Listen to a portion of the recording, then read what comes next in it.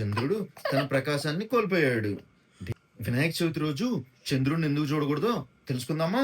ఒకసారి గణేశుడు తన భక్తులు సమర్పించిన మోదకాలు, లడ్డూలు బాగా తిని తన వాహనమైన ఎలుకపై ప్రయాణం చేస్తున్నాడు. మధ్యలో ఒక పాము కనిపించగానే ఎలుక భయపడి ఒక్కసారిగా పరిగెత్తింది.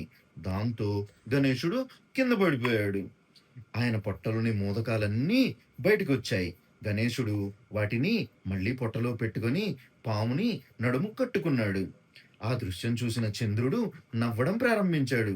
చంద్రుడు తన ఎగతాళి చేశాడని భావించిన గణేశుడు కోపంతో ఇలా శపించాడు: ఇకపై నిన్ను చూసిన వారికి అపవాదు కలుగుతుంది, నీవు నీ కాంతి కోల్పోతావు అని అన్నాడు.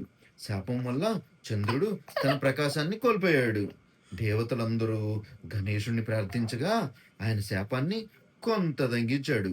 అప్పటి నుంచి చతుర్థి నాడు చంద్రుణ్ణి చూస్తే వారికి నీలాప నిందలు తప్పవు అని అన్నాడు.